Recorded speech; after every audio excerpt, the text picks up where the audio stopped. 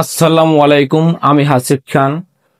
আজকে তোমাদের মাঝে যে বিষয়টা নিয়ে আলোচনা করব বা যে বিষয় নিয়ে একটা ক্লাস নেব, সেই বিষয়টা হচ্ছে অ্যাফার্মেটিভ থেকে কিভাবে নেগেটিভে রূপান্তর করবা। আমি যেই রুলস গুলো ফলো করি বা যেই রুলস গুলো তোমাদের শিখাবো, এই রুলস গুলো যদি তুমি জানো, তোমার একটা সেন্টেন্সের অর্থ তোমার জানা লাগবে না। শুধু তুমি কি করবা, এই রুলস গুলো একবার ভালো করে দেখবা। তো এবার আমাদের সর্বপ্রথমে যে জিনিসটা বুঝতে হবে, অ্যাফার্মেটিভ বুঝতে হবে। অ্যাফার্মেটিভ হলো তোমার তোমার সেন্টেন্সে যদি কোনো নাবোধক থাকে, যদি কোনো নাবোধক থাকে তাহলে ওই সেন্টেন্সটা তোমার অ্যাফার্মেটিভ। যেমন একটা লক্ষ্য করো, only he can do it, এই সেন্টেন্সে কি কোনো নাবোধক আছে? কোনো না আছে? না, কোনো নো নাই, না নাই বা নাবোধক কোনো কিছু বুঝায় নাই। তার মানে কি, এই সেন্টেন্সটা তোমার অ্যাফার্মেটিভ আছে, আমাকে বলছে কি করতে, নেগেটিভে করতে। এখন দেখো, only he can do it, আমরা একটার অর্থ বলবো না। তো আসো, আমাদের অ্যাফার্মেটিভ থেকে নেগেটিভ করার যে প্রথম যে রুলস আছে, সেই রুলস ফলো করি। রুল নাম্বার 1, ঠিক আছে?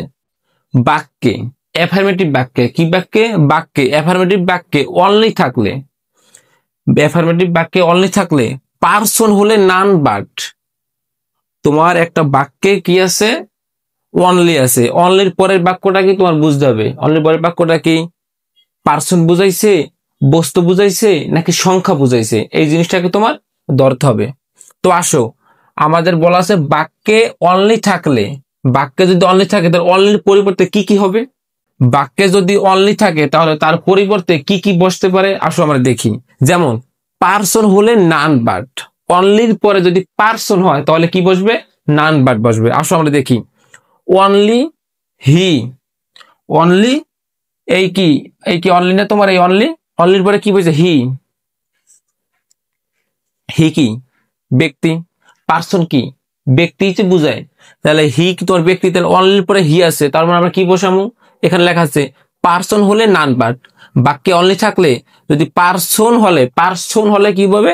নান বাট বসবে। আসো, আমাদের অনলির পরে তোমার পার্সন আছে, তার মানে কি বসবে? নান বাট বসবে।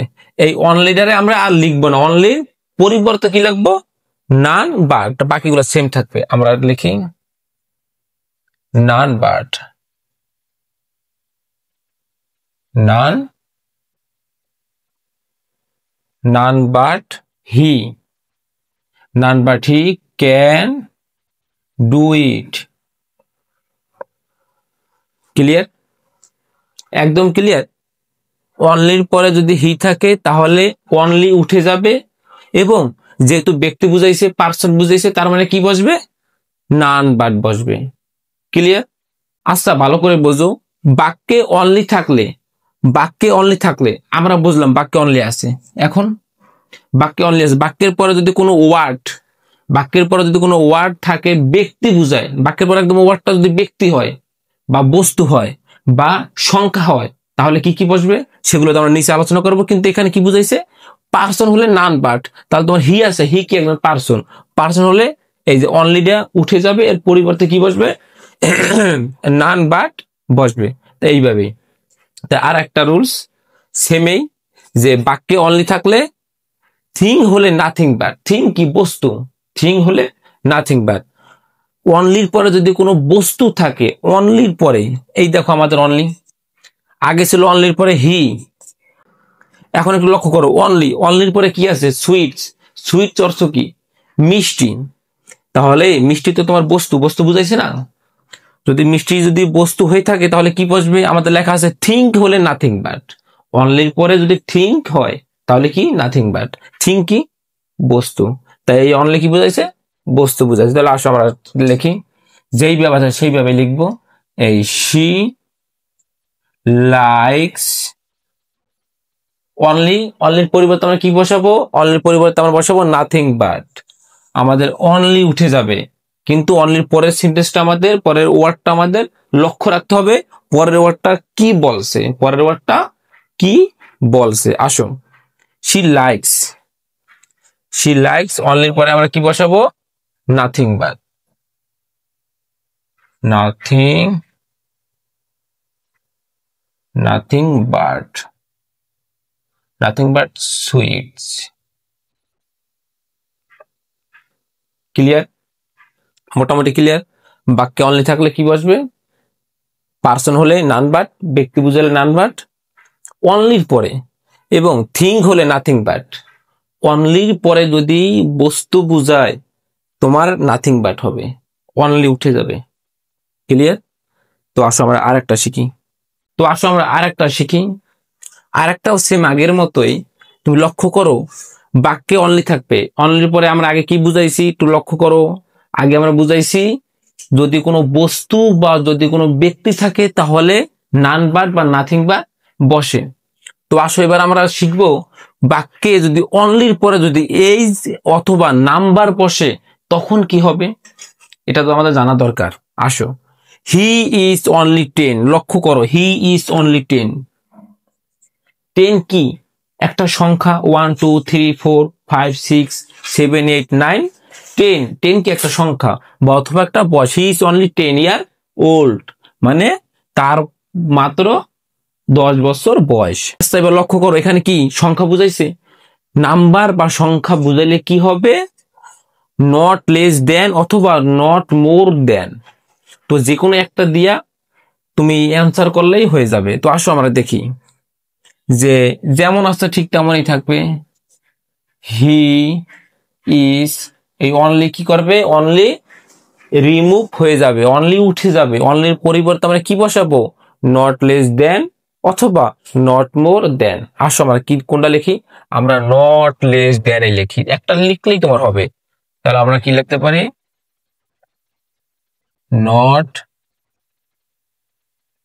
Not less than, not less than 10, একটা ফুল স্টপ। এখন লক্ষ্য করো কি হলো, বাক্য চেঞ্জ। অনলির পরিবর্তে কি বসাইছি আমরা? Not less than. একদম ক্লিয়ার। আমরা যদি ধরো এই জায়গায় নট লেস দেন দিলাম না, আমরা নট লেস দেন মনে নাই, আমরা পড়ছি মনে নাই, কিন্তু আমাদের মনে আছে নট মোর দেন। তা তুমি নট মোর দেন দিয়ে দেবে এইভাবে, নট মোর দেন। তো এখন আমরা শিখবো রুলস 2, অ্যাফার্মেটিভ থেকে নেগেটিভ করার নিয়ম। তো রুলস 2তে কি বলেছে লক্ষ্য করো, অ্যাফার্মেটিভে এস ডট ডট এস থাকলে নেগেটিভে নট লেস ডট ডট দেন হবে, নট লেস ডট ডট দেন হবে।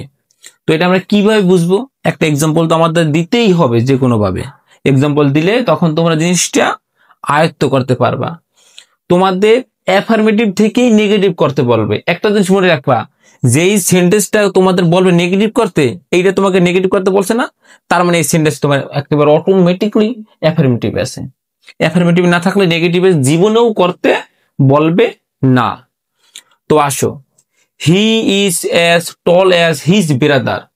আমরা তো আগেই বলেছি কোন সেন্টেন্সের একটা সেন্টেন্সের অর্থ আমরা বলবো না, কিন্তু অর্থ ছাড়া আমরা পারবো।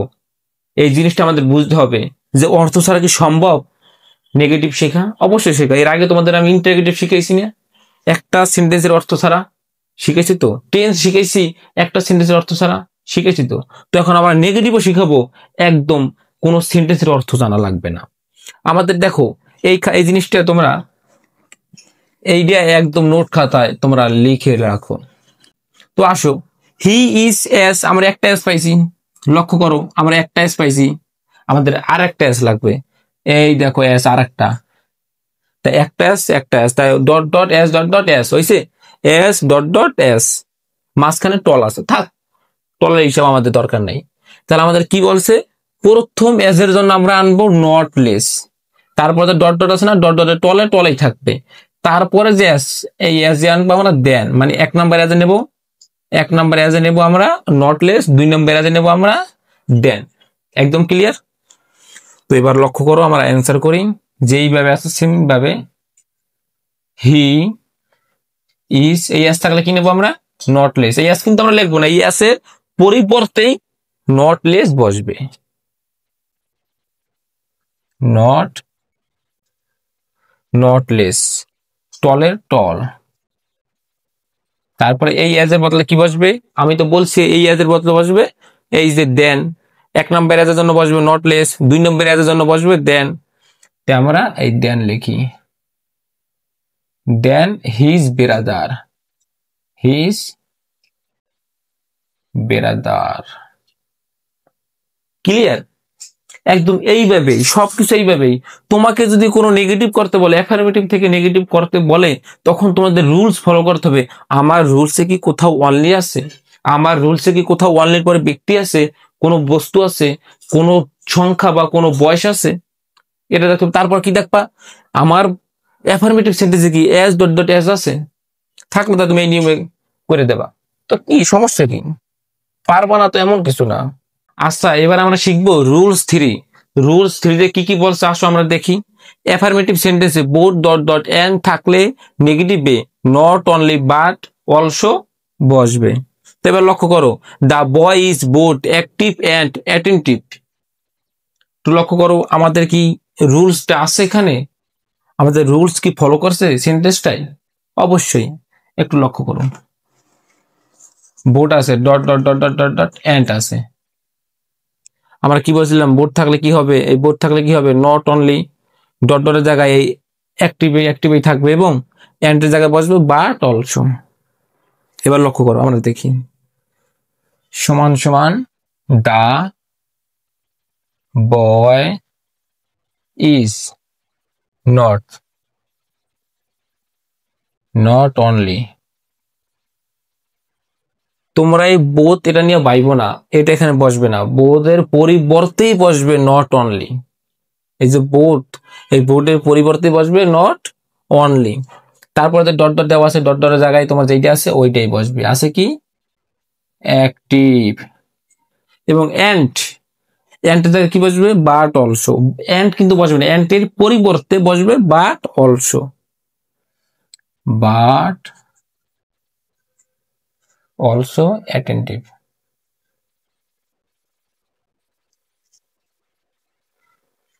এবার দেখো, এখানে বুঝতে কি কোনো তোমার সমস্যা হয়েছে? যদি তোমার এইটা জানা থাকে, এইটা কি তুমি পারবা? অবশ্যই পারবা, কেন পারবা না? তো অনেক ক্ষেত্রে দেখা যায় যে তোমার এই বোথ এই জিনিসটা থাকে না, তখন তোমার এন্ড দেখেই বুঝতে হবে। এন্ড দেখেই বুঝতে হবে যে আমার বামের শব্দটার এই সাইডে একটা বোথ আছে, মনে মনে ধরে নিতে হবে। তখন তুমি এই জায়গায় কি নেবা? নট অনলি, আর এই জায়গায় অ্যাক্টিভ অ্যাক্টিভ, আর এই জায়গায় বাট অলসো। যেমন আমি তোমার একটা জিনিস দেখাই, ধরো এই বোথ এই জায়গা নাই, the boy is active and attentive, and আছে। অ্যান্ড মানে কি? দুইটা শব্দকে একাত্র করা, দুইটা শব্দকে একাত্র করা। The boy is active and attentive, ছেলেটি শুধু কর্মঠ নয়, মনোযোগীও। অ্যাটেন্টিভ মানে কি? মনোযোগী। তাহলে দেখো, ছেলেটি শুধু কর্মঠ নয় এবং সাথে কি? মনোযোগীও। তাই দুইটা শব্দ একাত্র করছে না? একাত্র করছে কি দিয়ে? অ্যান্ড দিয়া। তো অ্যান্ডের এই সেন্টেন্স, অ্যান্ডের পরে একটা সেন্টেন্স বাক্য রাখবে, একটা ওয়ার্ড থাকবে, এই ওয়ার্ডের পরে যে গ্যাপটা থাকবে না, এই গ্যাপে তোমার মনে মনে একটা বোর্ড ধরে নিতে হবে। এবং এই বোর্ডটার পরিবর্তে তুমি বসাবা কি? নট অনলি এবং অ্যাক্টিভ অ্যাক্টিভ বাট অলসো। আশা করি ক্লিয়ার হয়েছে। যেমন বাক্যে যদি মেনি থাকে, নেগেটিভ হবে নট এ ফিউ। বাক্যে বলতে কি? অ্যাফার্মেটিভ বাক্যে যদি মেনি থাকে, নেগেটিভ হবে নট এ ফিউ। আমরা লক্ষ্য করো, এখানে আছে কি? There were many boys. আমরা আর পড়বো না, আমাদের কি আছে? মেনি আছে। ক্লাসটা আমরা বড় করতে চাইনি, আমাদের কি আছে? মেনি আছে। মেনি যেহেতু আছে, আর বলছে কি নেগেটিভ করতে, আমাদের আর কিচ্ছু লাগবে না, আমাদের আর কিচ্ছু লাগবে না। আমরা সেম যেইভাবে আছে ওইভাবে লিখে যাব। দেয়ার ওয়ার, এই মেনির পরিবর্তে আমরা কি লিখবো? Not a few. এই এতটুকু পার্থক্য তোমার। নট এ ফিউ, বাকিরা যেইভাবে আছে এইভাবে বসবে। ঠিক আছে, লাস্টে একটা পরিষ্কার দিয়ে দেবা। ক্লিয়ার? তো আসো আমরা আর একটা শিখি। অ্যাফার্মেটিভে একটু লক্ষ্য করো, এদিকে দেখো। অ্যাফার্মেটিভে যদি এ ফিউ থাকে, অ্যাফার্মেটিভে যদি এ ফিউ থাকে, নেগেটিভে হবে নট মেনি। নেগেটিভে কি হবে? Not many. তো আমাদের একটা সেন্টেন্স দেখতে হবে, এ ফিউ আছে নাকি নট এ ফিউ আছে। আমাদের কি করতে হবে? তো আমাদের সেন্টেন্সটাকে একটু ভালো করে লক্ষ্য করে দেখতে হবে না? যেমন I have a few friend, I have a few friend. দেখো এ ফিউ আছে, আর আমাদের এখানে বলছে কি? এ ফিউ থাকলে নেগেটিভে নট মেনি হবে, এ ফিউ থাকলে নেগেটিভে নট মেনি হবে। এটা তুমি নোট খাতা তুমি তোমার মতো করে সাজাই লেখো। তুমি কি লিখবা? অ্যাফার্মেটিভে যদি এ ফিউ থাকে, তবে নেগেটিভ করতে হলে এ ফিউর পরিবর্তে বসাতে হবে নট মেনি। সুন্দরভাবে লেখো, আমারও তো লিখতে মন চায় না। তো আসো যেভাবে আছে ওইভাবে লিখি। আই হ্যাভ, এ ফিউ আছে, এ ফিউর পরিবর্তে কি বসাবো? Not many, not many friend. Clear? তো আসো এবার আমরা আরো কিছু নিয়ম শিখি। অ্যাফার্মেটিভ থেকে নেগেটিভ করতে হলে তোমার তো অনেক রুল জানতে হয়, এই রুলস গুলো তোমার মনে রাখতে হবে। আমি যে বোর্ডে যে রুলস গুলো দিলাম এবং এগুলো দিলাম, এখন তুমি মনে মনে করো এত সোজা, আগে তো জানতাম না। জান না কিভাবে? তোমরা তো লেখাপড়াই করো না। শুরু করো। অ্যাফার্মেটিভে মাস থাকলে নেগেটিভে নট এ লিটল হবে। একটু লক্ষ্য করো। অ্যাফার্মেটিভ সেন্টেন্স তোমাকে নেগেটিভ করতে আমি একবার বলেছি, তোমাকে যদি কোনো সেন্টেন্সকে নেগেটিভ করতে বলে, তার মানে যেই সেন্টেন্সটাকে নেগেটিভ করতে বলছে ওই সেন্টেন্সটা তোমার অ্যাফার্মেটিভ আছে। একদম ক্লিয়ার ধরো। তার মানে আর অ্যাফার্মেটিভ সেন্টেন্স বলা লাগবে না। যে সেন্টেন্সটা তোমার নেগেটিভ করতে বলছে তার মানে কি ওইটা অ্যাফার্মেটিভ আছে। তো আসো আমরা দেখি। বলছে মাস থাকলে নট এ লিটল হবে। তুমি একটু তোমার মতো করে নোটটা লিখো। He has mass money, he has মাস মানি কি করতে হবে? নেগেটিভ করতে হবে। কি করতে হবে? নেগেটিভ করতে হবে। তার মানে এটা কি সেন্টেন্স? Affirmative sentence. আমাদের এখানে রুলসে কি আছে দেখো, মাস। এখানে কি মাস? এই মাস থাকলে কি হবে? নট এ লিটল হবে। শুধু এইটুকুই পরিবর্তন, আর কিছু না। এখন আমি শুধু এইভাবে লিখে যাবো, হি হ্যাজ, এই মাসের পরিবর্তে কি বসবে? Not a little. লক্ষ্য রাখো, যদি তোমার সেন্টেন্সে মাস থাকে তখন কি হবে? নট এ লিটল হবে। কিন্তু তুমি এটা আবার ভুলে যেও না, বা এটা আবার ধরে বসে না যে যদি একটা সেন্টেন্সে 2-3টা নিয়ম থাকে তাহলে কি হবে? জীবনেও 2-3টা নিয়ম একটা সেন্টেন্সে থাকবে না। যদি মাস থাকে তো মাসে থাকবে, তখন সেটা চিরন্তন সত্য বাক্য হবে না। তাহলে সেখানে যদি মাস এবং সাথে not a few, a few এসব যুক্ত থাকবে না, শুধু মাসেই থাকবে। একটা নিয়ম থাকবে, একটা সেন্টেন্সে নেগেটিভ করতে গেলে একটা নিয়মই থাকবে। তুমি একটু তোমার টেস্ট পেপার খুলে দেখো, তোমার সুবিধা হবে। তো আসো, এই মাসের পরিবর্তে আমরা কি বসাবো? Not a little, not a little money. Clear? তো আর একটা নেগেটিভ সেন্টেন্স আছে, এই সেন্টেন্সটা তুমি প্রতি পরীক্ষায় পাবা। নেগেটিভ তোমাদের 2টা আসবে, 2টা আসলে একটা এরকম দেখবা যে চিরন্তন সত্য একটা সেন্টেন্স দিছে, ওটাকে তোমাকে বলবে নেগেটিভ করতে। তো চিরন্তন সত্য বাক্য ওইটা আমাদের কি টেন্সে আছে? প্রেজেন্ট ইন্ডিপেন্ডেন্ট টেন্স আছে। তোমাদের তো বলছি প্রেজেন্ট ইন্ডিপেন্ডেন্ট টেন্স অভ্যাসগত কোনো কাজকে বোঝায়। ওইটাও তোমার প্রেজেন্ট ইন্ডিপেন্ডেন্ট টেন্স, যেটা প্রতিদিন আমরা অভ্যাসগতভাবে করি। এবং দ্বিতীয়ত সাবজেক্ট প্লাস বিয়ন থাকবে। এবং তৃতীয়, চিরন্তন কোনো সত্য বাক্য থাকলে বা সেন্টেন্স থাকলে ওটা কি হবে? তোমার প্রেজেন্ট ইন্ডিপেন্ডেন্ট টেন্স হবে। আর এইটার ক্ষেত্রে তোমার যে নিয়মটা, হেলথ ইজ ওয়েলথ, স্বাস্থ্যই সম্পদ, স্বাস্থ্যই সম্পদ, এইটা তোমার করতে হবে নেগেটিভ। নেগেটিভটা করতে হবে কি? ইন্টারগেটিভ নেগেটিভ আছে না, ওইটার মতো আমরা করবো। আসো, এখন তো আমাদের কোনো রুলস নাই। লক্ষ্য করো, আমাদের কোনো রুলস আছে? কোনো রুলস নাই। এখানে আমাদের এখন একটা রুলস আছে, ইজটা আমরা আগে নেই। ইজ, ইজেন্ট, সাথে একটা নট যুক্ত করবো, ইজেন্ট হেলথ,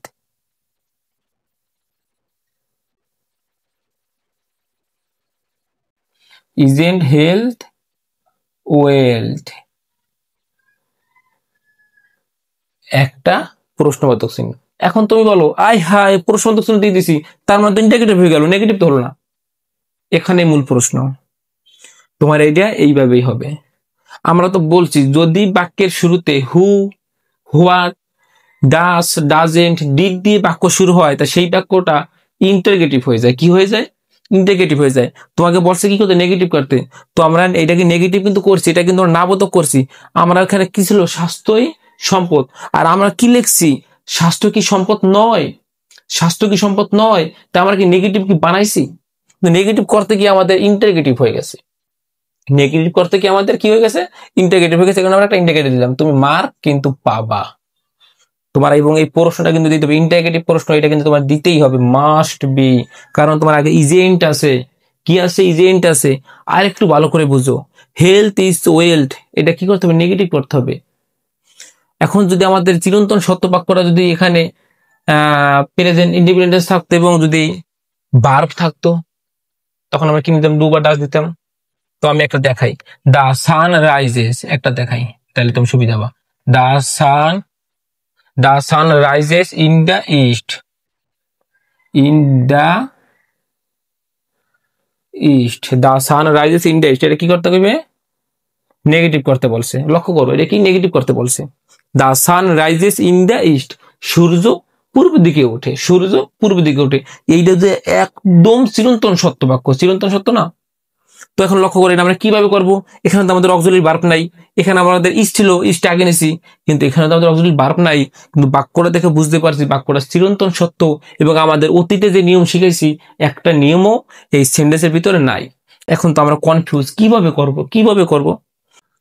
তো লক্ষ্য করো এই রাইজেস, রাইজেস কি একটা ভার্ব, তো ভার্বটা আছে না, ভার্বের সাথে কি আছে, আমাদের এস যুক্ত আছে, বিয়ন, বিয়নের সাথে কি আছে, এস যুক্ত আছে, আমরা কি নেব, ডু বা ডাস, কি নেব, ডু বা ডাস, কিন্তু নেব কি আমরা, ডাস নেব, কারণ একটা এখানে এস যুক্ত আছে। তো আমরা এইভাবে লিখি ডাস, আমাদের নেগেটিভ করতে হবে, তার মানে এটাকে না বোধক তৈরি করতে হবে একটা না, তাহলে আমরা কি লিখবো, নট যুক্ত করব, ডাজেন্ট, ডাজেন্ট দা সান, যেরকম আছে doesn't the sun rises, rise, এসটা আমরা নেবো না, এসটা আমরা নিচে, এখানে নিচে এসটা, এসটা আমরা অবশ্যই নিচে আইছে।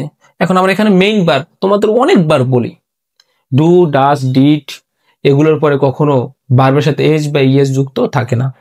তো rise in the, in the east, in the east.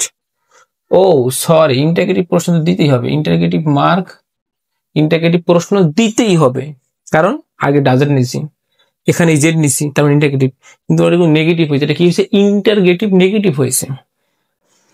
এইভাবেই করবা, বুঝতে পারছো, চিরন্তন সত্য বাক্য তোমাদের একটা আসবেই।